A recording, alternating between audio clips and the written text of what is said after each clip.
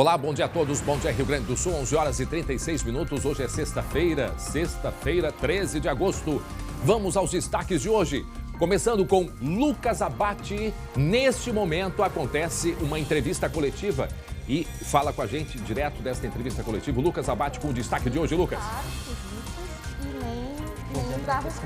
Está em andamento agora no Palácio da Polícia uma coletiva de imprensa sobre a reconstituição do caso João Alberto, que começou na noite e madrugada de terça-feira e também nesta última madrugada. Agora os peritos, policiais envolvidos nessa investigação estão trazendo os últimos detalhes. A gente está acompanhando e na sequência trazemos todas as informações, as novidades que foram trazidas a partir dessa reprodução simulada dos fatos. Muito bem, em seguida trazemos detalhes e informações. Agora vamos direto à redação. Glauco Paza, bom dia. Glauco, qual é o destaque? Um dos destaques de hoje, não é, Glauco? Bom dia, André, bom dia a todos. Pois é, um pastor que deveria ter a missão de levar conforto, espiritualidade, é acusado de assédio sexual. Isso aconteceu em Camaquã. Vítimas já se manifestaram. Nós temos uma entrevista exclusiva a respeito deste assunto, André. Muito bem, daqui a pouco trazemos os detalhes. Está aí este pastor que está sendo investigado. Em seguida vamos trazer outros detalhes e informações. A Gabrielina já está aqui no estúdio. Em seguida vai atualizar a gente. Lembrando que nós falamos com exclusividade. Atenção, nós queremos reforçar isso. Nós, agora voltando ao assunto em que nós mostramos a entrevista que acontece nesse momento no Palácio da Polícia, nós conversamos, Glauco, com exclusividade com a ex-fiscal do Carrefour, a Adriana, é uma das réis. Vamos colocar um trecho desta entrevista acompanhada, feita por toda a nossa equipe, lá gravando com ela, a Lu Coleman, e ela que deu diversos detalhes que nós ainda não conhecíamos daquela noite, a noite do dia 19 de novembro de 2020. Coloca um trecho. O procedimento da loja é chamar a brigada quando tem agressão. Eu saí com o HT pedindo que é o rádio de comunicação, pedi para a central chamar a brigada e eu tentei pedir para eles largar. Eu estava ali com a minha mão esquerda tentando conter-os mesmo e eu pedi diversas vezes, só que eu não consegui conter a situação. Ali na imagem, a ex-fiscal de branco, portanto, relatando alguns dos momentos daquela noite e em seguida a gente vai trazer, lembrando, com exclusividade, mais detalhes desta entrevista exclusiva a Lu Coleman. 11 horas 38 minutos, o SBT Rio Grande, a sua companhia na hora do almoço, já está no ar.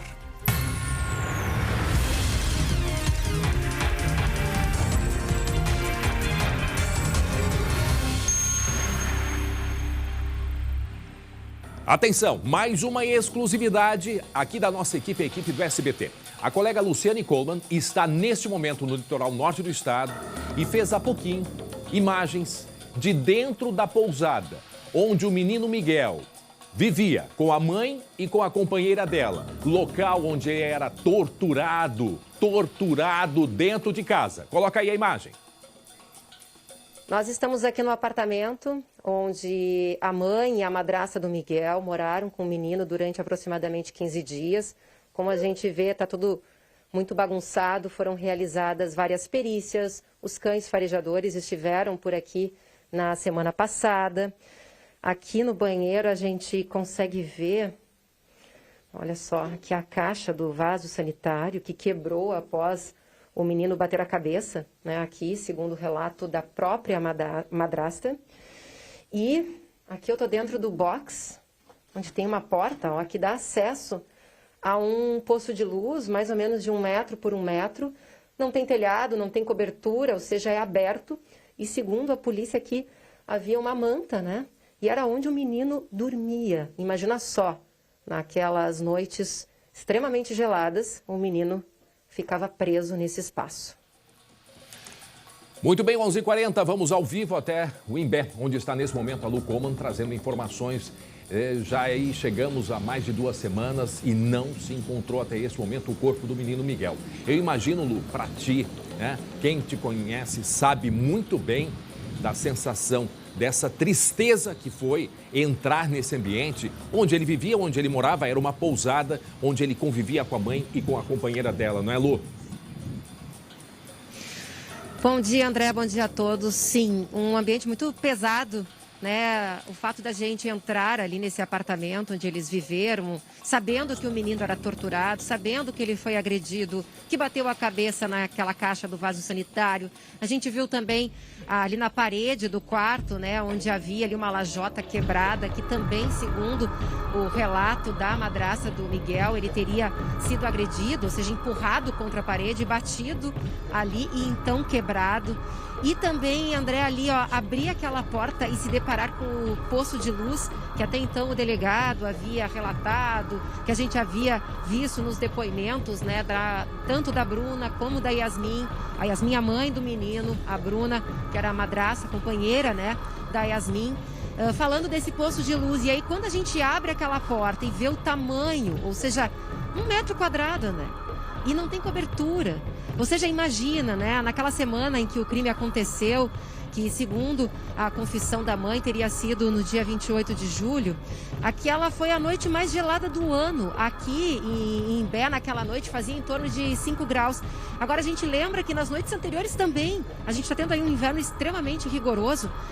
Dá para imaginar, André, que aquela criança dormia ali. A gente viu a manta também, onde era uma mantinha muito fininha em que a criança então ficava ali. A gente também viu o tal do armário, onde a criança teria ficado presa, né? Apesar das imagens que a gente tem de celular serem do armário lá da outra pousada, onde a família viveu durante 3 meses. Mas a gente também viu o armário todo desmontado, né? Em depoimento, a Bruna disse que a Yasmin acabou desmontando todo o armário ali antes de ir procurar a polícia.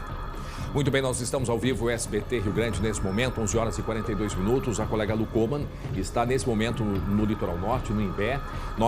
Há pouquinho, a Lu entrou na atual residência. Estas imagens, tá, que a gente vê é da primeira residência onde viviam numa outra pousada, tá? Só apenas para fazer essa diferenciação. Agora há pouco, tá aí a imagem. A Lu mostrou esta pousada onde foram os últimos dias do menino Miguel, onde moraram por cerca de 15 dias. Morou nesta pousada junto com a mãe e com a companheira dela, né? As duas que estão presas, a Yasmin e a Bruna. E a gente percebe neste local aí, Lu, este fosso, né, de luz que a gente vai mostrar a imagem. Olha ali, ó.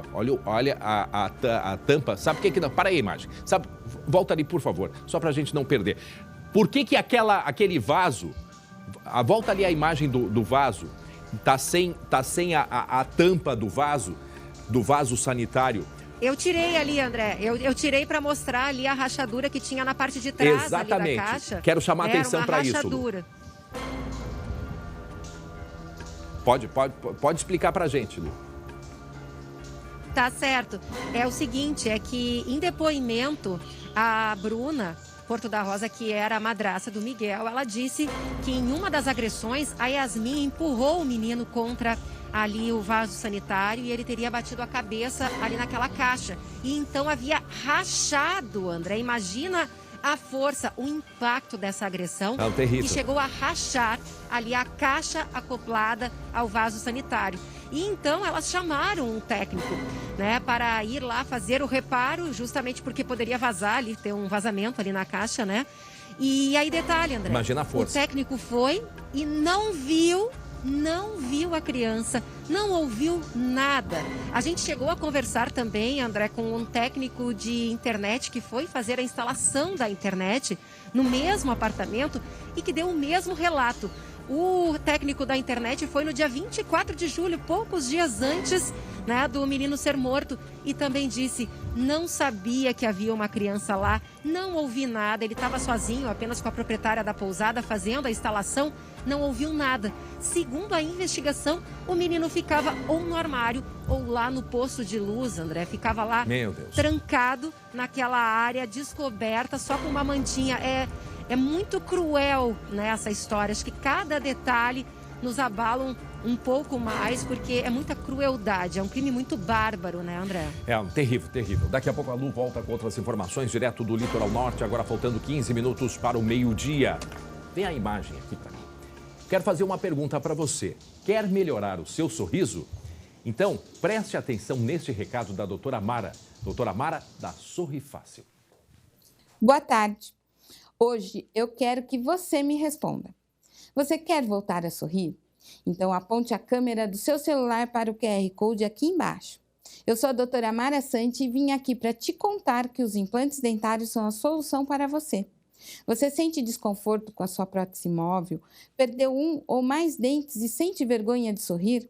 A sua qualidade de vida é sua maior prioridade. Por isso, não perca a oportunidade para realizar o seu implante.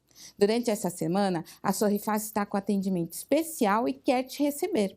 Até sábado, dia 14, você terá a chance de voltar a ter confiança para sorrir e se alimentar sem medo. Agende agora a sua avaliação pelo QR Code ou ligue 0800 631 30 ou ainda busque a Sorrifácil nas redes sociais. Sorrifácil, sorrir é uma conquista. Muito bem, daqui a pouco vamos trazer detalhes como foi a segunda noite da reprodução simulada do que aconteceu no hipermercado Carrefour, Zona Norte de Porto Alegre, na noite da morte do João Alberto. Nesta madrugada, mais uma madrugada de reprodução simulada, inclusive com a participação de quase todos os réus. 5 réus estavam presentes. Entre eles, a Adriana Alves Dutra, ela que era fiscal, estava naquela noite, aparece com uma roupa branca. Ela concedeu uma entrevista exclusiva ao SBT, a colega Lu Coleman. Acompanhe um trecho, um pedacinho do que ela disse nessa entrevista coletiva sobre o que aconteceu na noite de 19 de novembro. A minha vida mudou totalmente. Eu perdi tudo que eu tinha, né? Inclusive, meu equilíbrio emocional, né? Estou totalmente desequilibrada. Muito bem, daqui a pouco trazemos outros detalhes do que disse com exclusividade a Adriana Alves Dutra, ela que esteve, né, nesta madrugada acompanhando, ela não quis se manifestar, esteve acompanhando a reprodução simulada e em seguida a gente traz os detalhes da segunda noite de reprodução simulada de tudo que aconteceu na noite do dia 19 de novembro do ano passado, a morte do João Alberto. 11 horas e 48 minutos, atenção para esta notícia. A polícia de Camaquã, no sul do estado, prendeu um pastor suspeito de abusar de fiéis. A prisão aconteceu durante a Operação Cordeiro de Deus. Foi ontem esta operação no bairro Floresta, lá em Camaquã. Para falar sobre este caso, nós vamos agora conversar ao vivo com a delegada Vivian Duarte. Delegada, bom dia, obrigado por nos atender. A senhora nos escuta bem, delegada? Bom dia, André. Escuto bem, sim. Delegada, conte pra gente como que tudo aconteceu, este caso deste pastor que está sendo, portanto, investigado a partir de agora. Então, há uns dias atrás, nós recebemos uma denúncia, uma ocorrência, tá, de 4 vítimas, tá, que se reuniram e vieram até a delegacia de polícia para efetuar um registro contra este indivíduo, né, o qual, então, era pastor de uma igreja aqui em Camaquã. Certo. E as vítimas todas relataram que todas tinham algum problema pessoal, assim, sim, né? Levou a procurar, então... Ele era conselheiro. Ele era conselheiro, elas eram participantes lá dessa igreja, né? Eram fiéis lá dessa igreja. E então ele disse, ele convidou cada vítima então para fazer uma campanha de oração, dizendo então que ia orar lá para melhorar o problema de cada uma lá, né? Tudo de forma individual. E durante essa campanha de oração, que era realizada em uma sala reservada, na qual, né, participavam apenas a vítima e o indivíduo, o suspeito, o pastor, ele então ungia o corpo das vítimas, né? Tirava a roupa, passava a mão no corpo, passava a mão nos seios e passava a mão, colocava a mão na região genital. Algumas vítimas, inclusive, relataram que durante este procedimento ele ficava suado, assim, com cara de prazer. Então elas começaram a se sentir mal e constataram que estavam sendo abusadas sexualmente por ele. Certo. Delegada, nós estamos conversando com a delegada Vivian Duarte, direto de Camaquã. trazendo essa informação e os detalhes desta investigação. Ele na condição de investigado até esse momento, né, delegado? Na condição de investigado, esse pastor está sendo investigado, portanto, por abuso sexual. Deixa eu trazer essa conversa à nossa colega Gabi Lerina, que tem também muitas informações a respeito deste caso. Gabi, bom dia, obrigado por estar aqui com a gente no estúdio, trazendo informações mais detalhadas do que aconteceu nessa operação lá em Camaquã. Mais uma vez, né, André, a gente traz um caso aí de uma investigação de relato de abuso sexual. Bom dia para ti, a delegada, também ao Glauco. Bom, é o seguinte, André, nós conversamos com exclusividade pela primeira vez. Essas vítimas quiseram falar para uma televisão. E é o caso que a gente vai mostrar agora. Eu conversei com uma mulher agora há pouco, de 45 anos, que é claro, por tudo que ela passou, André, ela não quer ser identificada, não quer mostrar o rosto. Mas o caso dela é muito semelhante ao que a delegada vem relatando. Há 2 anos, ela frequentava essa igreja lá em Camaquã, há 2 anos, e ela... Por alguns meses, ela começou a se sentir assim, estava com mal-estar, estava com muita ansiedade. E aí, em uma conversa com esse pastor, ele convidou, então, para que ela participasse dessa roda de oração. Vamos ouvir, então, o que aconteceu quando, de repente, ficaram ela e ele dentro de um escritório lá da igreja. Vamos ouvir. Ele veio com a mão, né, do meu pé, a mão dele subindo, né? Até então, assim, até a minha barriga estava por cima da roupa, né? Quando chegou na minha barriga para cima, ele tocou a mão, porque eu senti a mão dele. Aí ele veio assim, mais ou menos até perto do meu sutiã, porque eu senti ainda assim como se 2 dedos dele entrassem no meu sutiã. Ele disse que eu ia ficar bem, né? Depois daquela unção ali, que eu ia ficar bem. Então, que aquele mal que estava sobre mim, né? Já tinha ido embora e tudo.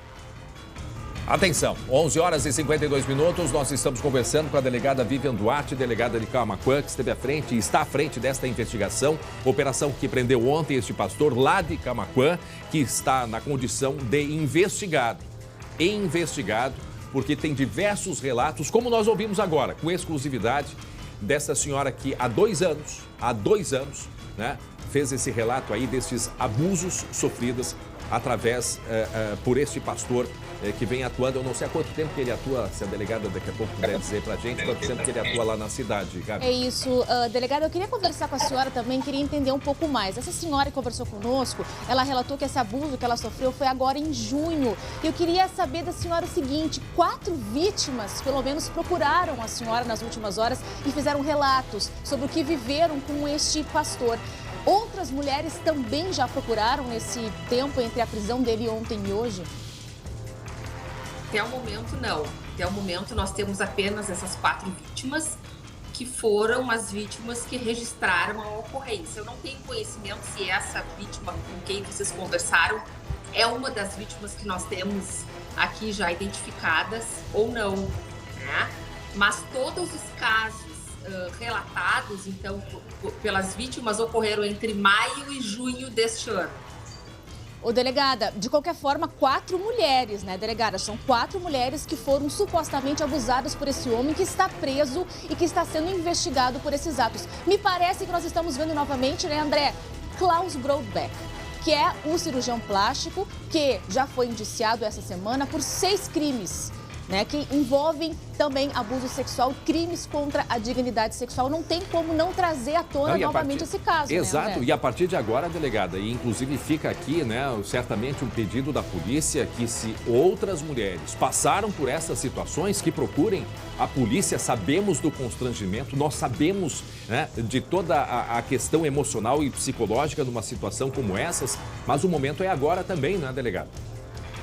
Com certeza, inclusive a gente já divulgou em outros meios de comunicação, né, solicitando que as vítimas, se tiver alguma outra vítima deste indivíduo ou de qualquer outra situação, procurem a Polícia Civil, né, procurem uma delegacia de polícia, efetuem registros.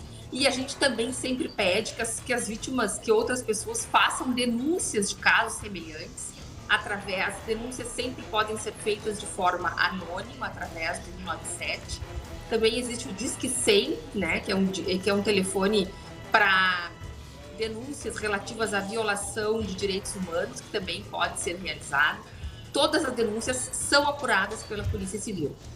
Gabi. Delegada, muito grave, né, delegada, essa situação. Queria que a senhora passasse daqui a pouco o telefone para que as pessoas também possam ter esse acesso. Mas antes, olha só, a gente tem mais um trecho desta entrevista que pela primeira vez essas vítimas resolveram trazer essa informação e compartilhar conosco algo muito doloroso, que são esses momentos de tensão vividos por ela. E nós vamos então trazer mais um trecho porque é o seguinte, André. Então, essa mulher passou por essa situação num primeiro momento. No outro dia, ela estava com dúvida o que tinha acontecido com ela, porque também esse é um processo que acontece com essas vítimas. Num primeiro momento, elas sofrem um abuso, elas ficam em dúvida se aquilo realmente é real.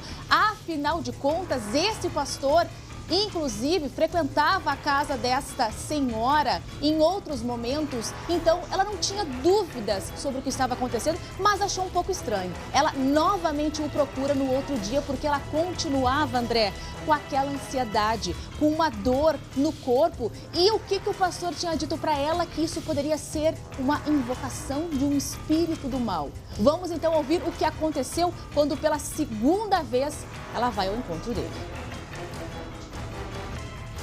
E ele disse que era pra me tirar o casaco, eu tirei. Pra me tirar o blusão, eu tirei. Tirar a gola, eu tirei. Eu fiquei só com uma blusinha por baixo, tipo uma segunda pele. Ele disse, eu vou precisar ungir o teu seio. Só que quando ele falou aquilo, eu achei assim, ó, ele vai, né, colocar o óleo na minha mão, né, e eu vou colocar a mão no meu seio e ele vai orar. E não foi o que aconteceu. Ele, né, mandou eu levantar a blusa e colocou a mão, né, tava com o óleo no meu seio, por cima do sutiã. Depois ele entrou com a mão para dentro do meu sutiã. E ficou passando a mão, tipo, apalpando o meu seio. Eu pensava assim, não pode estar acontecendo isso. O meu pastor não pode tocar no meu corpo, partes íntimas do meu corpo. Isso eu acredito que ele ia avançar comigo aquele dia. Só que como a porta ficou encostada, naquela hora que ele estava orando, uma irmã entrou no escritório. Eu costumo dizer assim, ó, que ela foi minha salvação naquela hora. Aí disse, tu já tá ungido, esse mal já saiu do teu corpo. E eu saí dali, só que eu saí dali muito mal, né? Dá para acreditar nisso? Não, 11h58, gente, para quem está acompanhando a partir de agora, estamos conversando com a delegada Vivian Duarte, que está à frente desta investigação e pelo que a gente vê, e revolta pelos relatos dessas mulheres que foram à igreja à busca de palavras de estímulo, que estavam com dificuldades, que estavam buscando acolhimento, que estavam buscando proteção, que estavam buscando, né, uma luz, um caminho. E esses 4 relatos, repito, pastor Márcio, que está na condição de investigado até este momento, e eu não sei o que a delegada, a senhora já deve ter elementos, o que deve apontar daqui para frente, como que está a investigação, delegada? Por todos esses relatos que a gente escuta, né, Gabi? Relatos assustadores, gente, constrangedores, terríveis, o mínimo que podemos dizer. Elas estão num momento de vulnerabilidade, jamais estariam esperando sofrer um tipo qualquer de abuso. Isso não pode, André, é inadmissível uma mulher que procura uma palavra de acolhimento, que está com dor, que tem algo que está a perturbando, ser assediada por uma pessoa que ela idolatrava. Não é possível. Delegada, a investigação daqui para frente, como é que a senhora vai conduzir? O que esse pastor Márcio, o que ele diz? O que a senhora pode nos antecipar? Ele não manifestou nada, ficou em silêncio durante o interrogatório dele. Uhum. A partir de agora, então, nós devemos concluir o inquérito policial. Nós temos, a partir de ontem, então, o prazo de 10 dias para a conclusão do inquérito policial. Vamos reunir todas as provas e encaminhar o procedimento à justiça. Delegada, quais são as informações que a senhora pode passar? A gente sabe que a senhora também está com a investigação em curso, mas ele é natural do Rio Grande do Sul? Ele é natural. Eu não tenho certeza de onde ele é natural agora, neste momento, tá? Eu sei que ele não é não é natural aqui do município de Camaquã. Tá certo. Eu quero agradecer e nós vamos continuar acompanhando. Esse espaço está aberto, delegada, e inclusive, como nós dissemos, né, se outras mulheres se sentiram vítimas, se sentiram abusadas, devem procurar imediatamente a polícia. Tem o telefone ali, o 197, né, que as mulheres devem, o momento é este, para que colaborem, portanto, com a investigação.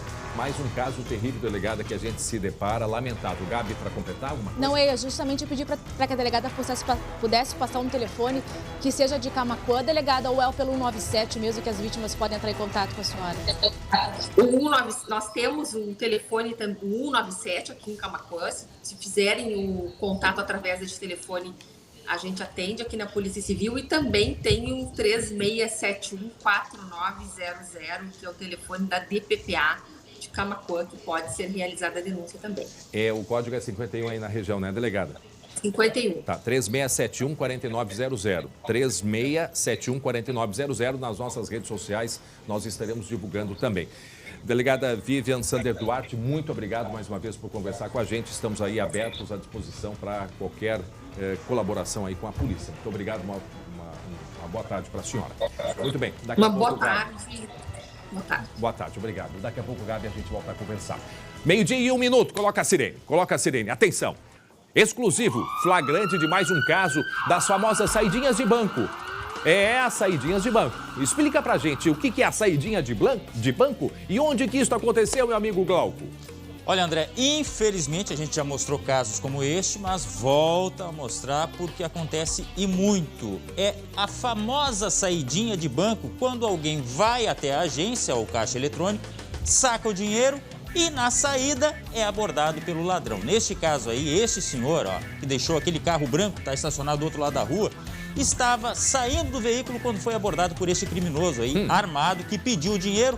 No momento em que ele foi tirar o dinheiro do bolso, olha só, as notas se espalharam no chão e era bastante dinheiro, viu?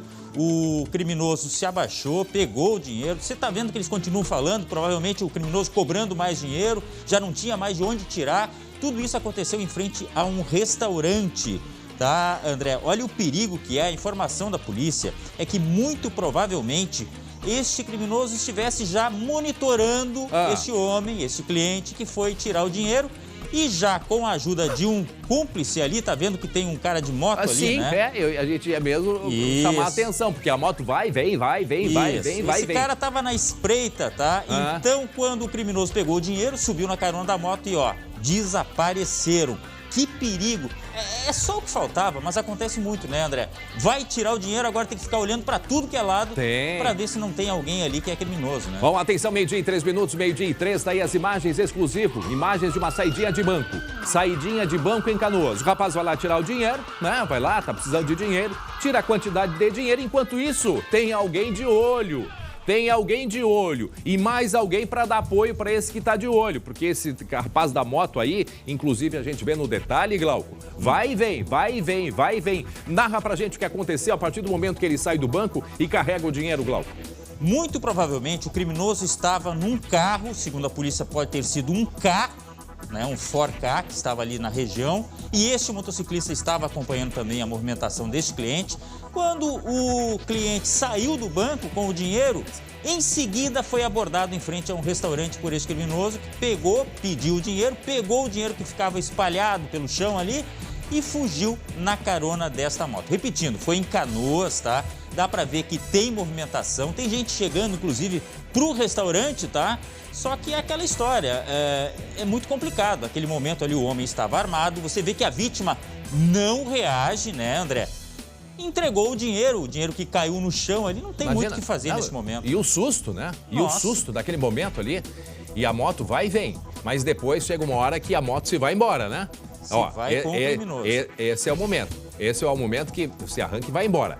Bom, a gente em seguida volta a falar sobre este caso aí. A gente em seguida volta a falar deste caso, chamado saidinha de banco, que exige muita atenção de todos que percebam. É de dia. Em seguida a gente vai falar mais e observar um pouco mais as imagens, até para compreender um pouco desta dinâmica. Veja, a pessoa atrapalhada, gente, leva um susto. Leva um susto numa hora dessas, tu imagina. E outra coisa, ainda poderia ter levado um tiro, ainda que saiu bem dessa. Porque numa hora dessas situações aí, sabe-se lá o que vai acontecer. A gente já volta a falar sobre este caso, só quero chamar a atenção. Em seguida, nós temos informações sobre a segunda noite da reprodução simulada, chamada reconstituição, mas a polícia tem mudado este termo justamente para a reprodução simulada dos fatos, ou seja, a reconstituição do que aconteceu na noite de 19 de novembro. Já teve a primeira parte na terça-feira com testemunhas e ontem, portanto, nós tivemos a segunda parte com os réus.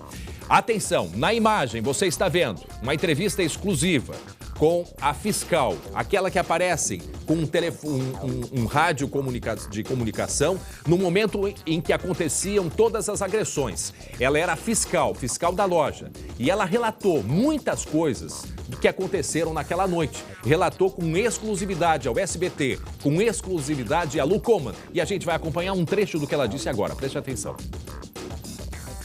Tentei pedir para eles largar, eu estava ali com a minha mão esquerda tentando conter os mesmos, só que eu não consegui conter a situação.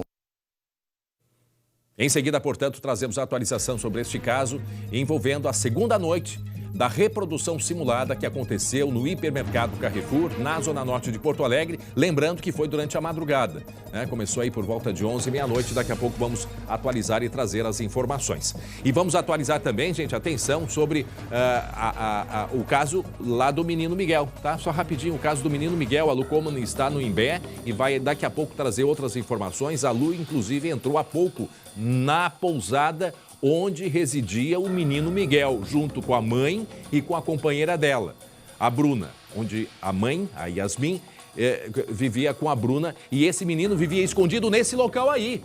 Percebam que este é um fosso de luz da pousada, onde, segundo a alegação que se tem, porque o pessoal não via a criança e, pelas informações da polícia, escondiam um menino, Tipo, para não aumentar o preço da conta da pousada, Este era o argumento, deixava o menino escondido nesse local, tá? Fora as agressões, fora tudo que passava essa criança de 7 anos de idade, o corpo dele continua sendo procurado ainda pelo Corpo de Bombeiros. Daqui a pouco vamos atualizar essas informações. Coloca a sirene, 12h, 7 minutos, atenção, a saidinha de banco. A gente achou que tinha dado um tempo, não. Ela continua. O crime da saidinha de banco.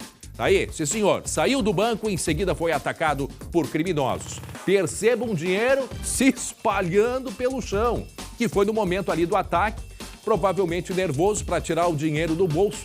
Vejam só, esse é um perigo muito grande, Glauco. Essa é uma orientação, inclusive, para as pessoas que precisam retirar uma quantidade maior de dinheiro, que tenham esse cuidado.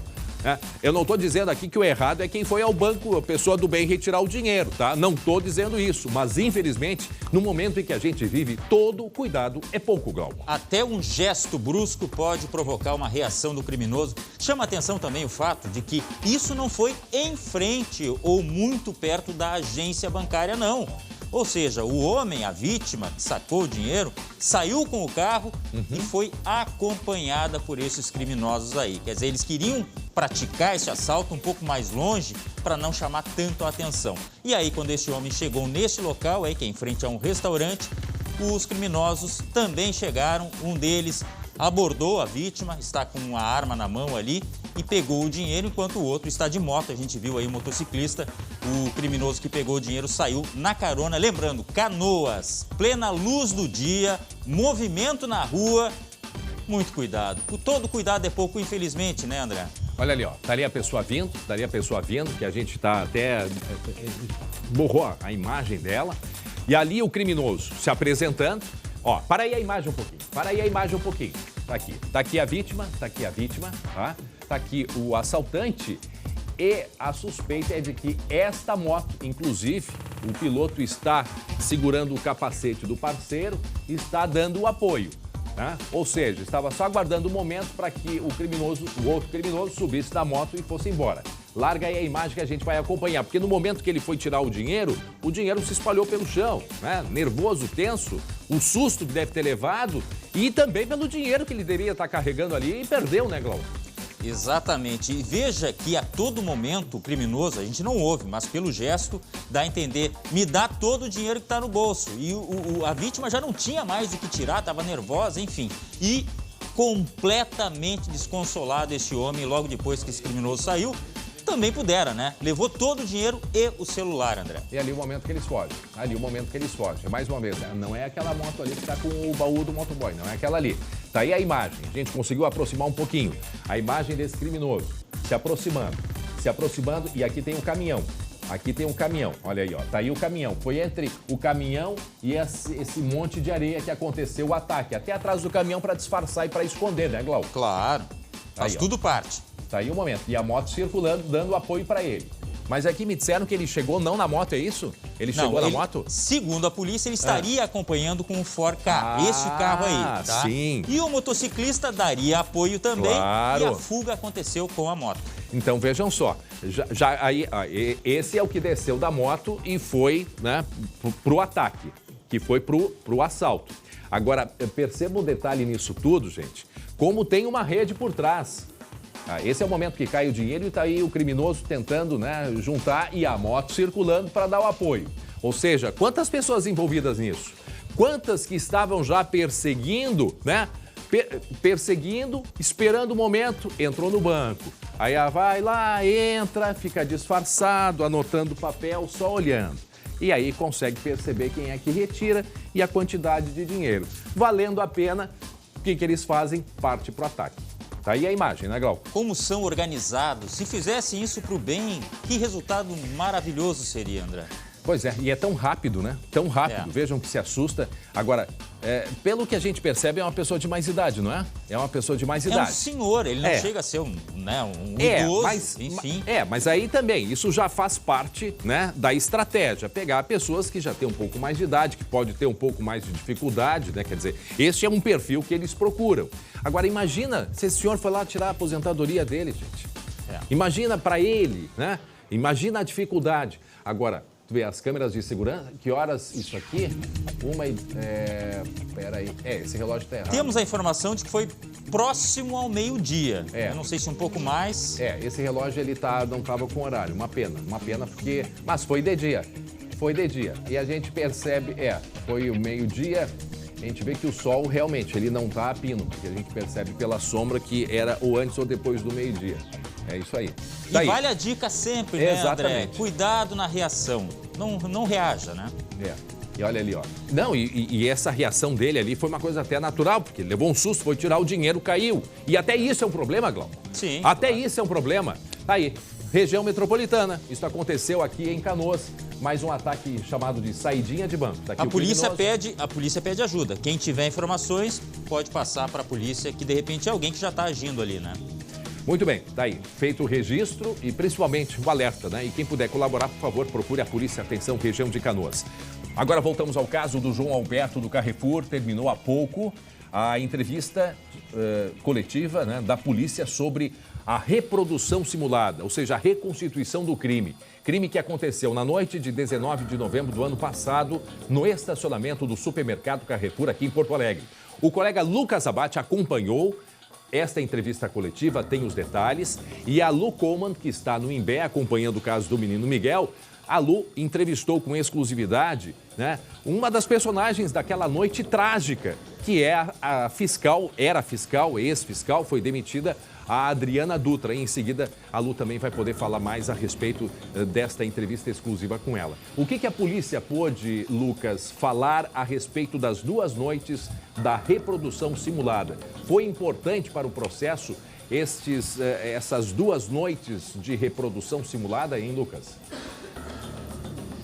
Olha, André, até a gente já vai perguntar isso para a delegada Roberta Bertoldo, que investigou todo o caso. Foram 2 noites de reprodução simulada dos fatos, a primeira noite com testemunhas e ontem com os réus. 5 dos 6 réus do caso participaram. Para a polícia, André, essa reprodução não trouxe grandes novidades, delegada. E a gente gostaria que a senhora explicasse o porquê. Por que não trouxe nenhum fato novo a reprodução simulada dos fatos para a investigação? Bom dia, obrigado por conversar com a gente. Bom dia. A reprodução simulada é uma solicitação da defesa de Giovanni, a qual se aderiram outros advogados dos demais réus, visando, portanto, estabelecer a relação entre o seu cliente com o fato, com o resultado final. Para a Polícia Civil, nunca houve a necessidade de uma reprodução e, se houvesse, o teria solicitado durante o período de investigações e assim não fora feito. Muito menos de parte do Ministério Público. Por quê? Porque nós temos uma ampla gama de imagens tanto do circuito interno do supermercado, quanto de pessoas que assistiram do início ao fim este evento, inclusive com áudios. Portanto, não restam nenhuma dúvida a esclarecer de parte da Polícia Civil e do Ministério Público frente à imagem, que é um material técnico no qual nós não podemos fazer qualquer tipo de interferência. São cenas captadas ao vivo naquele momento e que ficaram armazenadas, sendo então coletadas pela Polícia Civil na sua integralidade e adicionadas ao processo, estando ali à disposição de todas as partes. Delegada, só para a gente entender, a reprodução simulada dos fatos, normalmente a polícia pede quando se tem uma divergência de versões. No entendimento de vocês, não existia essa divergência? Sim, uma reprodução simulada visa esclarecer o fato em relação a todos os seus participantes, principalmente quando nós não temos o conhecimento da forma com que cada um deles atuou. No caso em que nós estamos tratando, a gama de imagens que nós dispomos não nos deixa dúvidas nenhuma em relação à conduta de cada uma das pessoas e que for analisada e, portanto, apreciada, inclusive, já pelo Poder Judiciário no momento de recebimento da denúncia. O que nós temos de diferente que a reprodução poderia nos trazer realmente é as falas das pessoas, o que elas conversaram entre si naquele momento, em momentos em que não houve a captação de áudios. Muito bem, Lucas. André, a gente fala aqui com a delegada Roberta Bertoldo. Desde já a gente agradece a delegada que está aí, depois de toda essa semana aí, com 2 noites de reprodução simulada, né, durante a madrugada. Desde já a gente agradece a participação dela. Lembrando que a Lu Coman está no Imbé, neste momento, acompanhando o caso do menino Miguel, mas a Lu conversou com uma das rés, que está em prisão domiciliar. E, inclusive, passando alguns detalhes do que teria acontecido na noite do dia 19 de novembro, né, Lu? Pois é, André, eu conversei com a Adriana Alves Dutra, né, ex-fiscal da loja. Ela tem 52 anos, como você disse, ela está em prisão domiciliar. E ela aparece várias vezes naquela imagem, né? Ela é a moça que está de camisa branca, aparece ali junto com os 2 seguranças. Eu conversei com ela durante 2 horas e ela me contou, André, que aquele dia tinha sido um dia após ela retornar das férias que ela inclusive utilizou para fazer um tratamento médico. Ela tem um problema sério renal, de cálculos recorrentes. E ela disse que naquela noite ela estava ali num intervalo pequeno, fazendo compras que eles têm ali de 10, 15 minutos à noite, quando recebeu um chamado da colega fiscal. E aí ela foi até lá, viu o João Alberto, deu boa noite e nisso eles já saíram caminhando, o João Alberto e os 2 seguranças, e ela foi atrás. E aí quando começou toda a confusão, olha só o que ela disse que ela fez. Vamos ouvir. O procedimento da loja é chamar a brigada quando tem agressão. Eu saí com o HT pedindo que é o rádio de comunicação, pedi para a central chamar a brigada e eu tentei pedir para eles largar. Eu estava ali com a minha mão esquerda tentando conter os mesmos e eu pedi diversas vezes, só que eu não consegui conter a situação. Muito bem, aí nós estamos mostrando a entrevista exclusiva da Lu Coman, a entrevista que a Lu Coman fez com a Adriana que era, na época, fiscal. Como disse a Lu, recém tinha voltado de um período de férias e no primeiro dia se deparou então com esta situação. E ela trouxe diversos relatos a respeito do que aconteceu naquela noite. A ex-fiscal do Carrefour, inclusive, ela traz aqui algumas críticas, inclusive com relação ao próprio hipermercado. Isso tudo ela relatou nessa entrevista, né, Lu? Sim, André. Inclusive, ela fala, né, que ali aconteceu, então, o João Alberto foi espancado até a morte, imobilizado contra o chão. Disse que, inclusive, ali no inquérito, o Ministério Público, né, acusa ela de ter ordenado a imobilização e ela disse que não, que a função dela estava abaixo há uma hierarquia, que ela não tinha nem a função nem o poder disso e muito menos condições. Então, inclusive, ela disse que ligou para o SAMU e que pediu apoio dos seus superiores, dos seus chefes que estavam na loja. Vamos ouvir então mais esse trecho, André. Todo mundo pensa que eu que era gerente da loja. O gerente da loja estava lá no ato também. E ele não me orientou a fazer nada. Eu acho muito bonito o que eles fizeram para a família do seu João. Mas eles deviam ter essa consideração também para os funcionários deles. Depois que eu fui presa, eu simplesmente deixei de existir para o Carrefour. Me ligaram 2 dias depois que eu fui para domiciliar, me informando, né, que eu estava demitida por justa causa. Muito bem, atenção, 12h20, com exclusividade, Adriana Alves Dutra, ex-fiscal do hipermercado Carrefour, falou com exclusividade ao SBT, trazendo muitos detalhes da versão dela do que aconteceu naquela noite. Deixa eu só mostrar, gente, me consegue aqui, Lili, pessoal, aí o Richard, me consegue aquela imagem do estacionamento, só para a gente mostrar direitinho quem é, o que faz, qual é o papel da Adriana naquele momento. Ela está de máscara ali, a gente não consegue identificar, mas só para a gente mostrar para quem está nos acompanhando e entender qual foi o papel dela naquele momento e por isso ela é ré neste caso. Tá aqui, ó, tá aqui aparece a Adriana, aqui ela se movimentando. Ela que estava num intervalo, pelo que a Lu nos contou, num intervalo de compras, o Lucas, eu acho que falou sobre isso. E aí ela aparece desde o início, ela aparece desde aquele momento onde começa a confusão lá nos caixas, né? Lá nos caixas. E aqui, já na descida da escada rolante, né? Da rampa rolante, aqui no estacionamento, sim, aqui no estacionamento, a confusão acontecendo e aí ela falando da versão dela. Aqui, ó, mais uma vez a gente vai mostrar. Isso ainda antes de tudo acontecer, ó. Está aqui, ó, ela aparece atrás. Volta aquela imagem, gente, um pouquinho, por favor, que ela é muito rápida, muito curta. Só volta um pouquinho, Richard, para a gente mostrar. Ela acompanhou desde o início, desde quando, né, o João Alberto. Está aqui o momento que eles chegam, tá? Aqui o momento que chegam no caixa.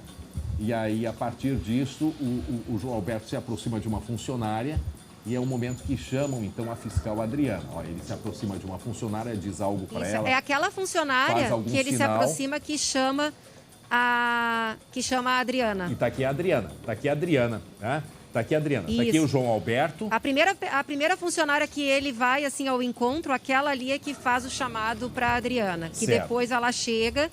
E aí a gente já vê que o João Alberto já se vira e sai caminhando com os seguranças atrás. Tá, aqui tem os outros 2 réus, né? Um deles o ex-policial e outro segurança. Tá aqui os 2 que estão caminhando. Aqui o João Alberto descendo.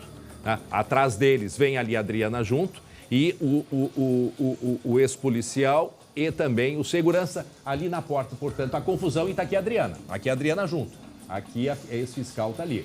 Ela está ali. Imediatamente a gente vê que ela pega o rádio. Ela pega o rádio imediatamente e aí a cena tudo acontecendo. Perguntaram, questionaram, né, Lu, por que ela, a atuação dela, ela disse que pedia, mas talvez por problemas não teria sido mais incisiva isto na versão que ela passou pra gente nessa conversa, né, Lu?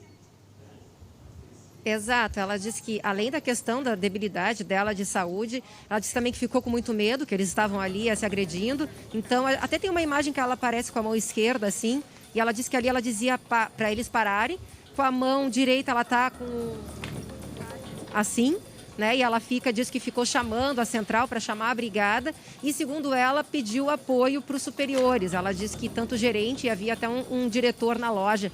Inclusive, ela reclama muito de que ela acabou desamparada após esse fato. Vamos ouvir esse outro trecho. Bem desamparada, né? Porque eu não tive nenhum apoio, né? Do Carrefour, nem de nada. Né? A minha vida mudou totalmente. Eu perdi tudo que eu tinha, né? Inclusive meu equilíbrio emocional, né? Estou totalmente desequilibrada. Tomo um monte de medicamento. Então a minha vida se transformou num caos depois daquele dia. Nunca imaginei que eu ia sair de casa para trabalhar e ia voltar presa numa prisão domiciliar. Bom, a gente vai seguir conversando, Lu, André, daqui a pouco. Diga, Lu. E ela relatou também outros problemas psicológicos, não sei se eu já posso chamar aqui. A gente tem um outro trecho também da entrevista. Claro. porque ela disse que na época ela teve o endereço divulgado nas redes sociais, ela recebeu ameaça de morte, e como ela tem filhos, tem neto, ela ficou desesperada e ela acabou desenvolvendo, além da depressão, síndrome do pânico. Vamos ouvir esse trecho então. Agora eu tenho síndrome do pânico, eu tenho depressão, eu não consigo dormir de noite, né? Eu só durmo abaixo de remédio, né? Me alimento porque eu tenho que me alimentar, porque eu tenho meus problemas de saúde, mas me alimento com muita dificuldade. E assim vai, né? Muito bem, gente. Muito bem, gente. Meio-dia, 25 minutos. A Lu quer completar com o que disse o Carrefour, Lu, porque em seguida a gente vai ter que liberar a Lu. Isso.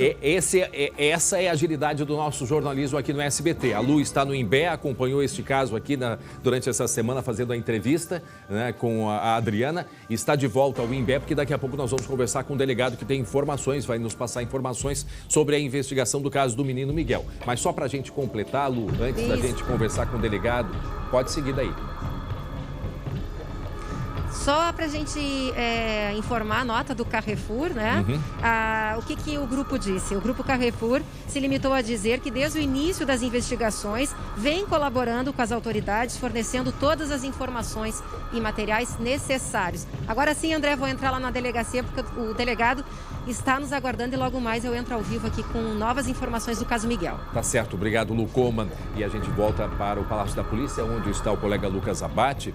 Glauco, a gente percebe, eu imagino assim, imaginar é muito difícil, mas a situação que se criou naquele momento e, infelizmente, o final trágico, né, que se teve com a morte do João Alberto. Agora, me parece que ontem, na reprodução simulada, a reprodução com a presença de quase todos os réus, nem todos, porque o Giovanni, eu acho que um deles, ele não quis participar, não quis voltar à cena, né? O Magno, perdão. O Magno não quis voltar à cena do crime, mas me parece que a Adriana ficou em silêncio. Ela foi, mas ela não quis se manifestar. Procede esta informação? É essa informação que a gente tem. Agora, de se elogiar todas as instâncias sendo respeitadas, todas as partes tendo as suas manifestações, a posição da polícia foi clara, né, André, de que não acrescentou em nada aquilo que já havia sido investigado, mas a defesa pode ter outra opinião, né? E todas essas etapas estão sendo respeitadas. Lucas.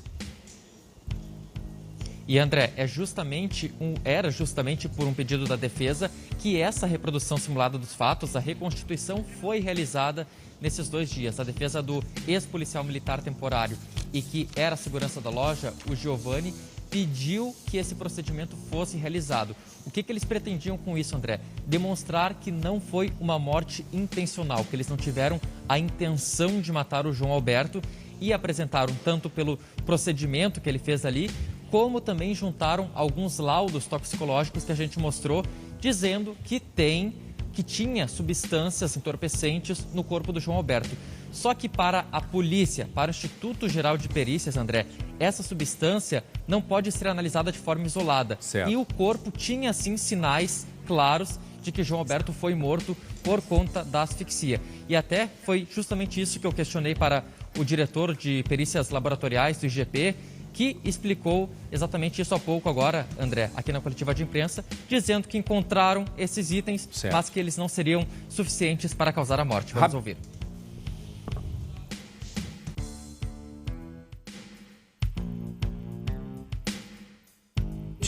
Só para a gente completar, o que vai ficar, Lucas, daqui para frente, né? Como que vai ficar a investigação daqui para frente? Ou seja, a partir da reprodução simulada, o que se tem de ideia, quais são os próximos passos? Então está concluída. Desde o indiciamento, a Polícia Civil trata o caso como concluído e sem novidades, sem avanços, tanto é como disse a delegada Roberta Bertoldo há pouco, essa reprodução não trouxe nenhum elemento novo. A reprodução, agora, o Instituto Geral de Perícias vai fazer um laudo.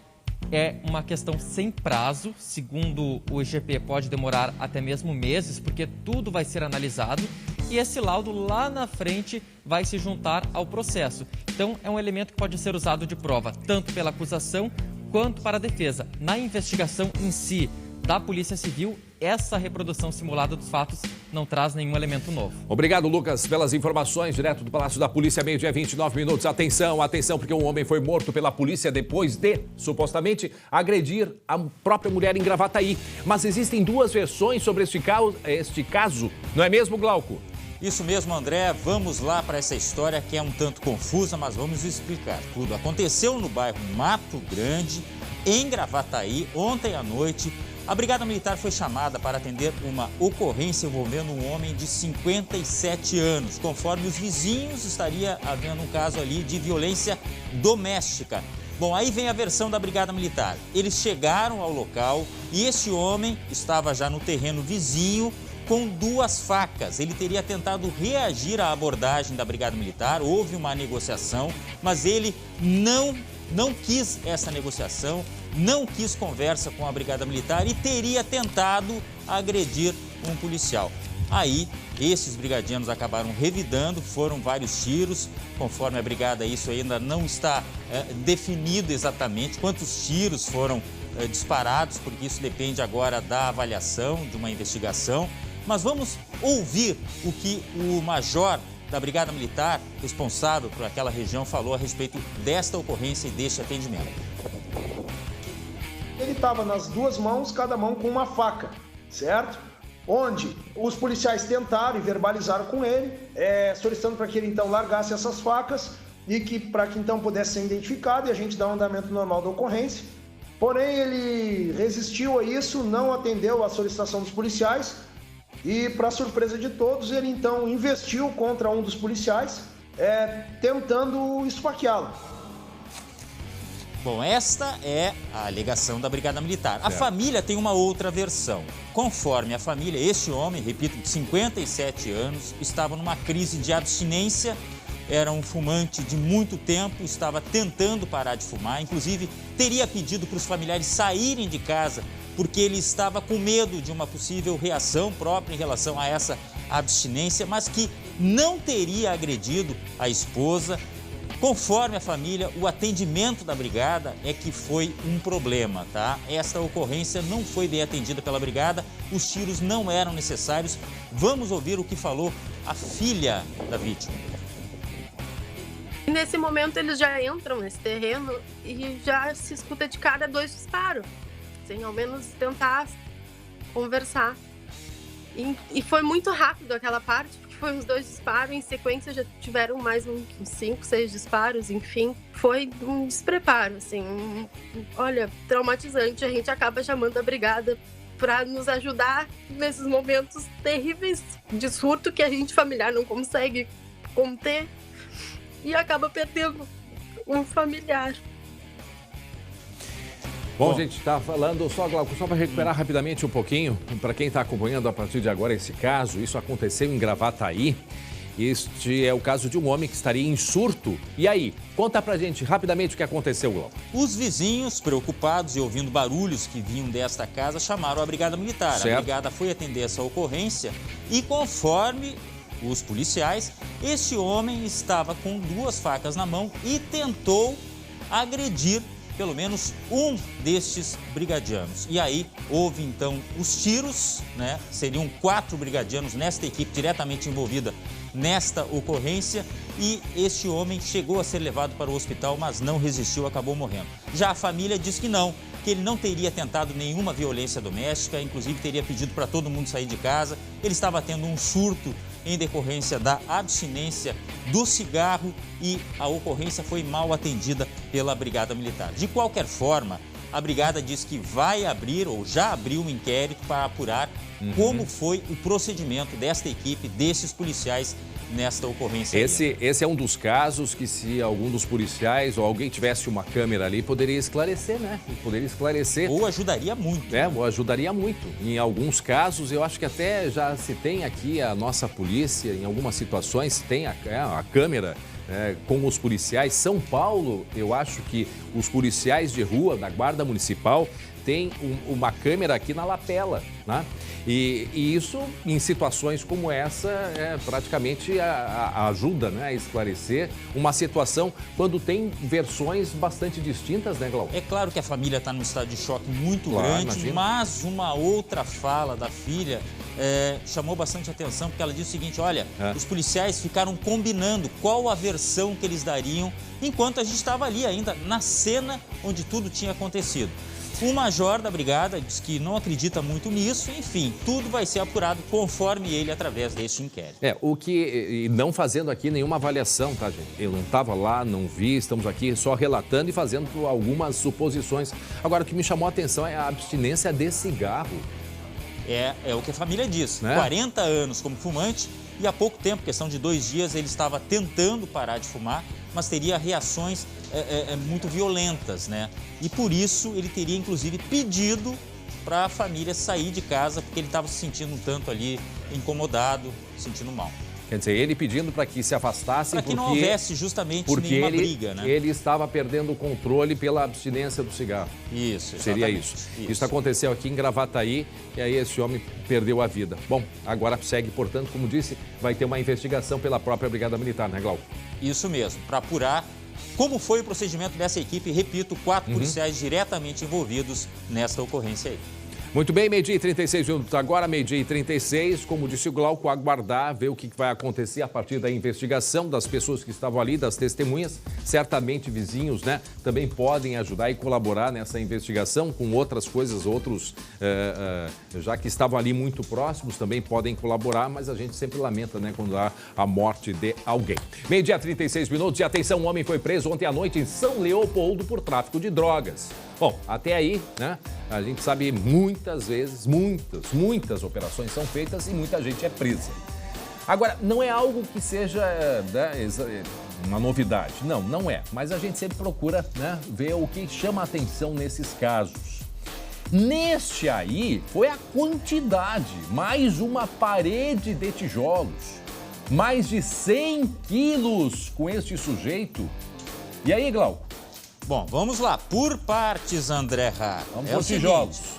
Por tijolos. O homem de 30 anos estava com uma grande quantidade de droga no bairro Boa Vista. Ele, num primeiro momento, estava com 5 tabletes de maconha, só que na casa tinha 102 quilos. Isso mesmo, 102 quilos. Dá para ver aí que não é pouca coisa, né? O homem estava saindo de casa quando foi pego pela polícia. Também foi apreendido dinheiro, R$ 152. E também balanças, 3 rolos de filme, que são usados justamente para isso aí, para embalar a droga. Este homem foi preso e conduzido à delegacia de São Leopoldo. Bom, isso nós estamos falando de uma casa só com 102 quilos, tá? Isso quer dizer que ele tinha ali um estoque para abastecer a região dele. Por isso que eu digo, o trabalho é tão importante da polícia, né?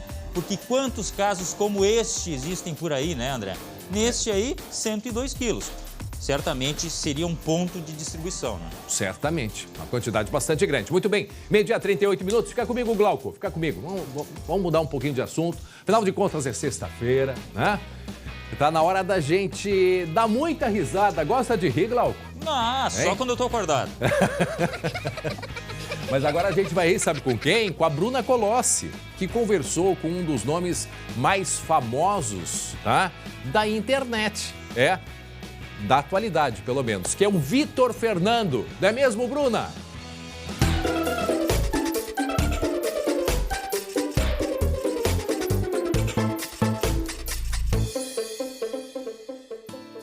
Oi, gente, boa tarde, André, boa tarde para todo mundo. Partiu Cultura tá no ar. É sexta-feira, é dia de dar boas risadas com Vitor Fernando, artista e influenciador que vem, gente, arrasando nas redes sociais de todo o Brasil.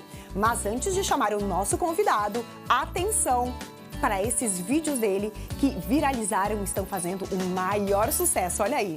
Filho, ofereça alguma coisa pra visita. Quer ir embora pra sua casa?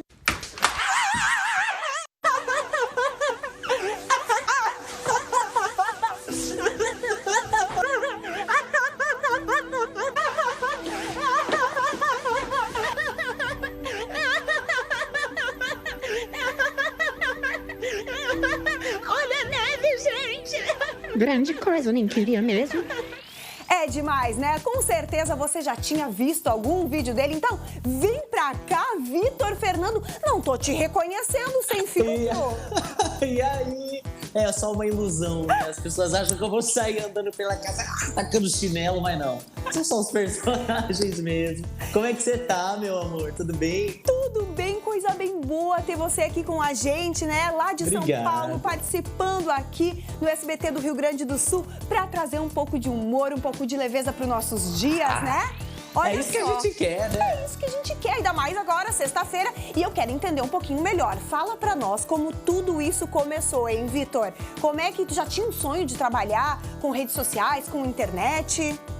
Então, na verdade é uma história muito louca, porque eu sempre fui artista, mas eu era completamente de outro meio, assim. Eu realmente caí de paraquedas na internet no meio da pandemia, né? Como muitas pessoas começaram a consumir celular, eu também fui uma dessas. Aí eu falei, TikTok, né? Uma ferramenta nova, nem sabia que existia. E comecei a fazer os vídeos e aconteceu, assim. Hoje em dia eu tô trabalhando com isso, tô muito feliz. Mas foi meio que sem intenção, assim, foi acontecendo, sabe? Então, Vitor, tu lançou esse primeiro vídeo no meio da pandemia e o sucesso veio de enxurrada, assim, veio à tona. Como é que tá sendo receber o carinho do público? Cara, pra mim a melhor parte é receber o carinho da galera e ver a galera gostando. É o que me incentiva a produzir e criar cada vez mais, assim. Foi muito louco, né? Tudo isso aconteceu. Meu primeiro vídeo viralizou no TikTok bem lá no iniciozinho da pandemia mesmo. E aí foi um absurdo, assim, as pessoas começaram a me conhecer meu trabalho. Então desde já estás convidado para vir pro Rio Grande do Sul, para passear, para conhecer, porque a nossa cidade é linda, o nosso estado como um todo é bem lindo e a tua energia é sempre bem-vinda aqui pros gaúchos. Obrigado, Caetano. Tá um friozão aí, quero ir fazer um frio aí. Pois é, vem que tem, traz casaquinho pra ti e um casaco pro teu casaco, beleza? Combinado. Obrigada, Vitor. A gente vai continuar se divertindo aqui nas redes sociais, te acompanhando. Obrigado você. Um beijo, gente. Foi um prazer. Um beijo. Tchau, tchau. Mais e mais sucesso. Pra você também. Gente, coisa bem boa, que figura, né? Eu me diverti demais com ele por aqui. Foi muito bom conversar, né, com o Vitor Fernando, esse influenciador digital que tá bombando demais, viralizando. Mas agora, antes de encerrar o nosso Partiu Cultura dessa semana, dá uma espiadinha no que a gente preparou para você se divertir amanhã no Masdar. A gente vai subir a serra para conhecer o Museu da Selfie, o primeiro lugar da América Latina destinado a isso. E mais, já ouviu falar em sushi de churrasco? Pois é, o guri de Uruguaiana encarou esse baita desafio. Será que ele gostou? Coisa boa! Eu espero vocês amanhã a partir do meio-dia e na semana que vem com mais Partiu Cultura.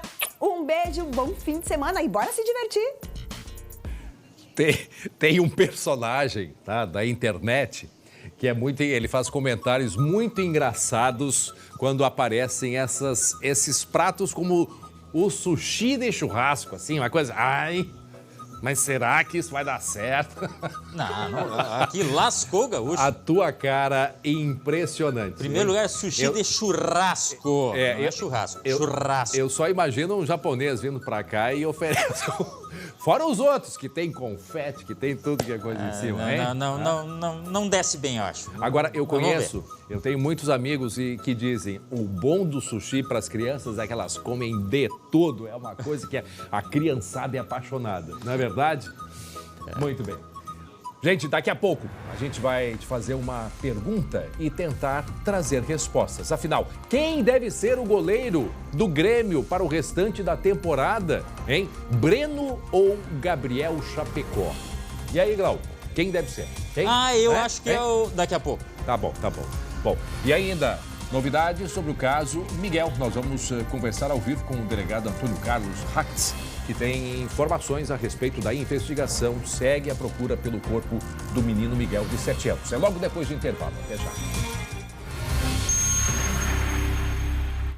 Já estamos de volta com o SBT Rio Grande, 12h e 48 minutos. Vamos direto ao Litoral Norte conversar com a colega Luciane Coleman, que está junto com o delegado Antônio Carlos Hatz Júnior e tem informações sobre a investigação do caso do menino Miguel, não é mesmo, Lu? Sim, temos novidades, André. Saiu um laudo da perícia que foi realizado dentro do apartamento onde morava a família, né? A mãe, a Yasmin Rodrigues, a madrasta, a Bruna Porto da Rosa e o menino Miguel. E o delegado, Antônio Ratz, está aqui no meu lado. Delegado, então, o que veio de conclusivo nesse laudo pericial realizado lá no apartamento? Boa tarde. Boa tarde. Confirmou que o sangue colhido nessa camiseta infantil é da criança, é da vítima. Também demonstrou que foi apreendida uma corrente no local e que possui material biológico também da vítima, e um fio de cabelo coletado no posto de luz também seria da vítima. O que isso significa, delegado? Ou seja, havia sangue numa camiseta infantil, havia um material biológico numa corrente e havia fio de cabelo no posto de luz, que até a gente hoje esteve lá. O que isso significa para vocês? Que a criança era mantida naquele apartamento, ela permanecia naquele local. Ali no posto de luz, né? Isso, onde era mantida acorrentada, que foi apreendida tanto a corrente como 2 cadeados. E isso foi objeto de conversa entre mãe e madrasta com relação a tanto a corrente como o cadeado, para comprar para fim de prendê-lo, que ele foi agredido e morto no interior desse apartamento. Nossa. André, você tem alguma pergunta? Eu tenho acompanhado esse caso desde o início, então eu converso todos os dias, né, com o delegado. Às vezes até já me perco sobre o que é novidade e o que não é. Mas o delegado também estava me contando aqui em relação ao indiciamento delas. Mas vou passar a palavra aí para você. Tá bom. Delegado Antônio Carlos, obrigado por nos atender mais uma vez, como sempre, trazendo sempre a atualização dos fatos. Uma curiosidade que me veio ontem, pensando sobre este caso, inclusive sobre essa pergunta mesmo que a Lu fez, assim, o que isso significa, se pode ter ou não uma correlação com a morte do menino, o fato de ter sangue numa camiseta, por exemplo. Mas aí eu fiquei pensando se o senhor trabalha com alguma possibilidade, por exemplo, desse corpo ter sido colocado dentro de alguma embalagem e ter sido lançado ao mar dentro de uma embalagem, o que esteja, por exemplo, dificultando a localização. Eu não sei se existem essas linhas de investigação, porque, em tese, só se o corpo foi para o mar, mas já poderia ter sido encontrado. Então, me veio essa possibilidade. A polícia chega a trabalhar com essa hipótese? A principal linha de investigação, né, está calcada nas versões apresentadas pelas acusadas e já indiciadas. Sim. E elas encontram amparo em toda a prova que nós colhemos. Tá. A mala ainda não tivemos retorno da perícia, né? Ela teria sido carregada mesmo na mala. Nós temos provas de que elas realmente fizeram esse trajeto. E, inclusive, nós, durante a análise dos smartphones, né, nós já localizamos que um pouco antes dela deixar o apartamento, ela fez uma pesquisa no Google se a água do mar faria desaparecer as impressões digitais. Certo. Ou seja, tudo isso acaba confirmando justamente a versão que as duas relataram em depoimento, né, delegado? Mesmo sem o corpo, por isso que o senhor sempre repete que, apesar de não ter a localização do corpo, o senhor tem todos os elementos para indiciar, tanto é que fez esse indiciamento, né? Isso, com certeza. E em breve, inclusive, acredito que o Ministério Público irá oferecer denúncia contra esse casal e elas permanecem presas, né? O que confirma que nós temos provas que são consistentes. Claro, agora resta nós localizarmos o corpo. Mas mesmo que não venha a ser localizado, elas irão responder pelos fatos pelos quais elas foram indiciadas. E, André, uma curiosidade, o delegado estava me contando aqui alguns detalhes sobre o dia em que elas fizeram, né, o registro da suposta ocorrência de desaparecimento da criança. Na verdade, elas ligaram para o 190, né, delegado, no dia? Isso, por volta das 19 horas, elas ligaram para a sala de operações aqui do 190 da Brigada Militar.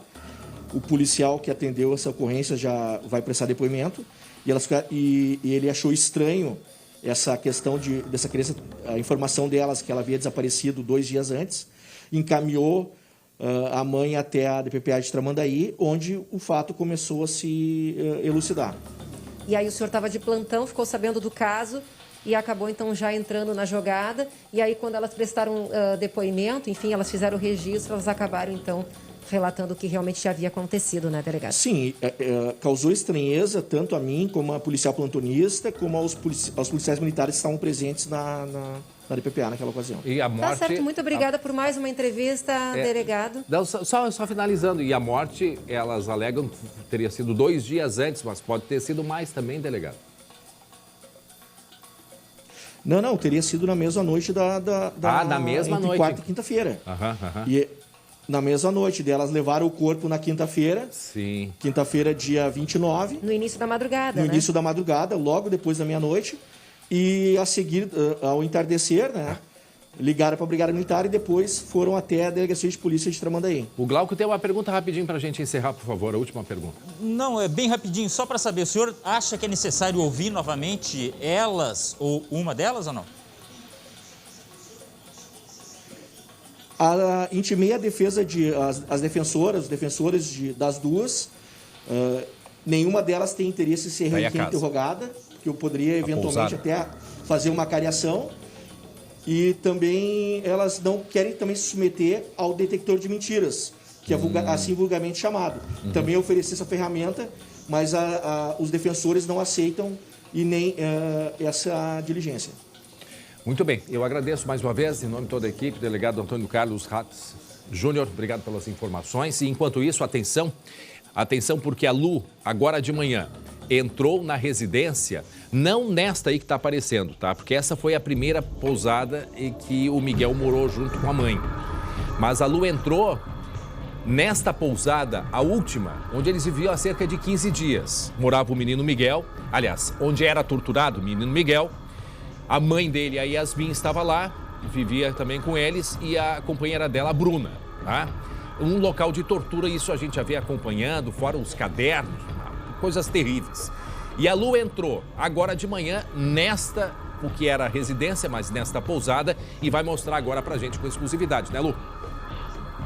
Nós estamos aqui no apartamento onde a mãe e a madrasta do Miguel moraram com o menino durante aproximadamente 15 dias. Como a gente vê, está tudo muito bagunçado, foram realizadas várias perícias, os cães farejadores estiveram por aqui na semana passada.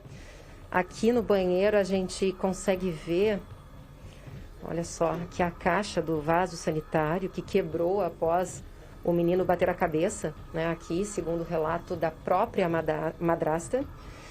E aqui eu tô dentro do box, onde tem uma porta, ó, que dá acesso a um posto de luz, mais ou menos de 1 metro por 1 metro. Não tem telhado, não tem cobertura, ou seja, é aberto. E segundo a polícia aqui, havia uma manta, né? E era onde o menino dormia. Imagina só, naquelas noites extremamente geladas, o menino ficava preso nesse espaço. Muito bem. Gente, 12h56. Vamos dar uma olhada, uma espiada em Gramado nesse momento. Imagens ao vivo do Lago Negro, 16 graus é a temperatura. Aí, bonita imagem do Lago Negro, a nossa serra. A gente até o domingo ainda vai ter temperaturas amenas, isso para todo o estado. Mas se preparem para quarta, quinta-feira, Jeremias Werneck, da semana que vem, podendo chegar a 37 graus em municípios aqui do Rio Grande do Sul. Então, vá se preparando, aproveitem bem o fim de semana dessa temperatura ainda mais amena. Gente, olha só que curiosidade. Hoje é sexta-feira, dia 13 de agosto. O que é comemorado nesse dia é o Dia do Economista. Sabia disso? Esta profissão nos ensina diariamente como administrar os nossos bens financeiros e planejar o nosso futuro e também da nossa família. E que tal usar um pouquinho do seu futuro agora e levar o carinho para quem você mais ama? A nossa dica é você ir ali no mercadinho, na venda, né? Ali no mercado, no hipermercado. Afinal de contas, a Zezé está presente em todos os locais. Vá no local mais próximo para garantir o final de semana de toda a sua família com os diversos produtos da Biscoitos Zezé. Eu mostro assim, eu já fico os olhares, Jeremias, o Léo, todo mundo de olho. E sabe o que é melhor nisso tudo? São muitos produtos saudáveis e saborosos que podem te auxiliar diariamente e que cabem certamente no seu bolso, ajudando ainda mais o seu lado economista. Tem produtos para o seu café da manhã, para o almoço, Para o café da tarde, para o jantar, para o chá das 5, não é verdade, Jeremias? Biscoito Zezé é realmente carinho para toda a família. Corre lá, garanta o seu folhado doce, pão de mel. Os meus eu já garanti, apesar que hoje eu vou escolher um deles para presentear um grande colega nosso que está de aniversário, o Leandrinho, né, Leandrinho? Põe a foto do Leandrinho. O Leandrinho é o cara que cuida disso aqui, ó. Mexe aí nos botões. Vai mexendo. Esse é o Leandrinho. Cadê a foto do Leandrinho Born? Está de aniversário hoje, eu vou escolher um biscoito. Aí ele! Esse é o campeão! O Leandro Born. Agora, segundo melhor, André. Alguém vai ali e aperta no botão, porque senão ele não vai tirar a imagem dele da tela, entendeu? Não, já Parabéns, que tem dois Leandrinho. feios aqui, vamos botar mais um, pronto. Os 3 agora. Eu vou escolher um pacotinho só, tá? De biscoito Zezé e vou presentear o Leandro Born. Muito bem, gente. Tá na hora da gente falar de esporte agora.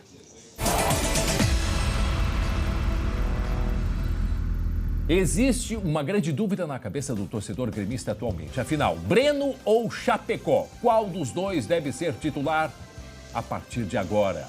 Para tentar responder esta pergunta, entram em campo Jeremias Werneck e Glauco Paza. É com vocês. Tudo bem, GG? Leandro, parabéns. Sempre na 2. É assim que ele fala com a gente aqui. Por gentileza. Mas por não tem gentileza, sempre na 3.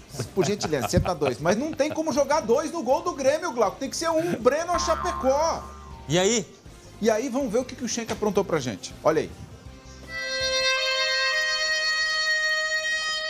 Neste faroeste, os dois são mocinhos. Gabriel Chapecó. Breno. Chegou a hora da verdade. Amanhã, São Paulo e Grêmio no Morumbi. Breno e Chapecó disponíveis. E agora? Recorremos ao antigo ídolo gremista para dar o pitaco dele.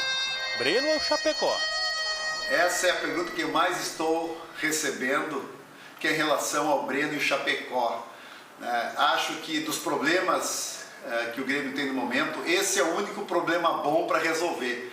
E tenho certeza que o Filipão vai resolver da melhor forma possível. Os dois são merecedores, os dois estão numa grande fase, os dois são grandes goleiros. Darley, inclusive, já viveu essa situação. Ele foi reserva na campanha do bronze nas Olimpíadas de 96. Murilo assumiu a 1 e mandou bem. Quem era o técnico? Felipão, que escolheu Darley. E tenho certeza que com a experiência, conhecimento, vivência que ele tem, ele fará aquilo que é melhor para o Grêmio. Então, Felipão, boa sorte, a gente está torcendo por ti, o Grêmio vai sair dessa, vamos junto. Breno jogou mais vezes do que o Chapecó no ano e tem mais defesas. Mas o Chapecó pegou um pênalti e passou mais partidas sem levar gols. Agora é contigo, Felipão. Diz aí pra nós. Eu não posso punir um jogador porque foi para a seleção. Mas eu não posso também deixar de examinar um goleiro que vem jogando muito bem, porque o rapaz foi para a seleção e voltou. Ok. Editor, acelera aí porque o Felipão admitiu um negócio. Eu mais ou menos imagino a decisão que eu vou tomar, mas eu tenho que trabalhar com eles. Eu não vou nem estimular A, nem desestimular B. Seja como for, o Grêmio parece estar em boas mãos.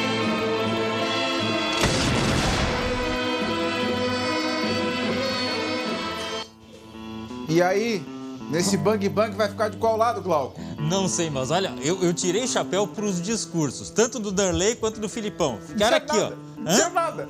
Aqui, ó, o muro em cima do muro. Bom, eu vou dizer a minha opinião.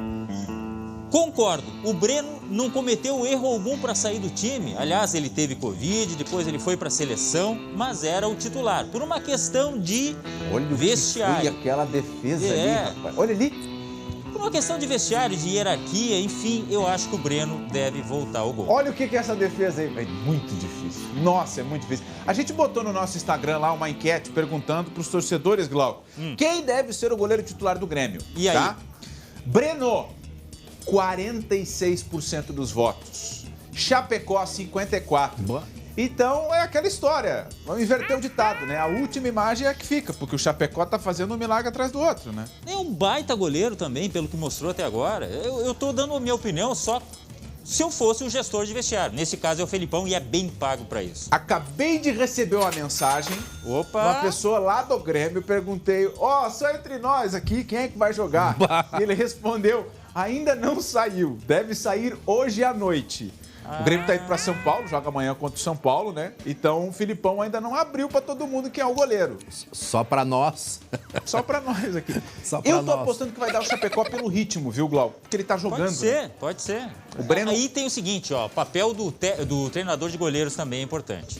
Mas eu apostei no Chapecó, mas o Schenck apostou. O Schenck apostou no Chapecó, tá aí, ó. Tá aprovada a escalação do Grêmio para enfrentar o São Paulo amanhã no Morumbi, 9 da noite, tá? Chapecó, Wanderson Jeromel, Juan, Cortez, Darlan, Thiago Santos, Douglas Costa, Jean-Pierre, Alisson e na frente quem? São Borja. Ana, deixa eu falar um negócio aqui, ó. Na escalação prévia tinha Breno, vocês não vão me passar esse cachorro. Olha, tu também foi na escalação prévia. Breno tava aqui. Não, mas a gente foi falando e tal, foi conversando, eu chego aqui, entendeu? Não derruba.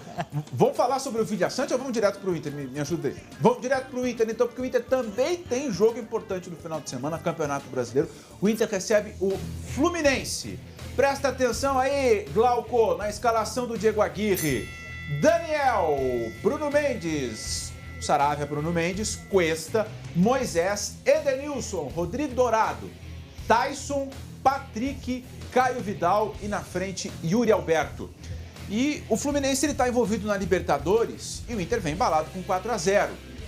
Eu imaginava alguma coisinha diferente no meio campo, mas vá lá. Beleza, tem que mudar porque lá no Rio jogou com Lindoso e Dourado, não precisa isso no Beira-Rio, né? Tá, mas e o chileno não poderia ser uma opção? Essa é a questão. Mas o chileno é bom jogador, mas ainda não mostrou que veio, né? Não, é verdade. E aí tem o seguinte, jogando em casa, o Inter tem que propor o jogo, não pode jogar com Lindoso. E o Caio Vidal vai dar velocidade ali no corredor. Eu acho que é por aqui. Essa deve ser a escalação, tá? Deixa eu ligar lá pro Aguirre, só um pouquinho.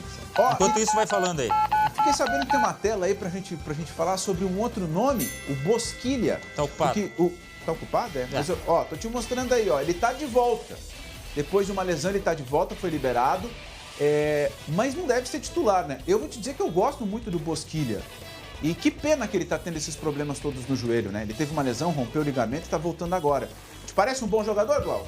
Eu acho que depois que ele entrou no ritmo, ele virou um termômetro. Quando ele estava bem, o Inter estava bem. Só que a lesão atrapalhou, e muito. Ô, Glauco, tira o Bosquilha daí. Tira o Bosquilha porque é hora de mostrar gol. Opa. Gol de Libertadores. A Libertadores é nossa, é do SBT. Fluminense empatou. Ô, Fluminense. Fluminense empatou. Mas foi bom, rapaz. Estava perdendo. Mas... Não, olha só. Foi 2-1 até o apagar das luzes. Aí, ó, a equipe Gabriel Teixeira marcou pro Flu, aí eles viraram com o Preciado e com o Cortez e o Fred fez aos 48 do segundo tempo. Pênalti sofrido pelo Abel Hernandes. Sabe como é que é o nome do cara que fez o gol do Barcelona de Guayaquil? Dorme com essa. Adonis Stalin Preciado Quinteiro. Meu chapéu do céu. Isso não é nome, rapaz. Isso aí é uma fórmula de remédio. Inter e Fluminense no domingo, São Paulo e Grêmio no sábado. Na segunda-feira a gente está de volta, torcendo para falar de 2 vitórias, né, Glauco? Se Deus quiser. Essa gangorra vai estar, os dois lá em cima. Vamos quebrar agora o inverso. Cadê o homem que tá aí? Tá mexendo nas folhas. Eu sou aqui, olha só, me ajuda aqui a ler a tela de sucessos. Me ajuda? Eu tô sem TV. Vamos lá. Ó, olha só. Hoje, na tela de sucessos, tem Os Trapalhões e o Rei do Futebol, com Renato Aragão, Pelé, Luísa Brunet e grande elenco. Vai tu, Jeremias. Às 11h15 da noite, na tela de sucessos. Esse filme é bom demais. Vai, tchau, gente. Bom final de semana. Até segunda a partir das 11h30. Bom final de semana a todos.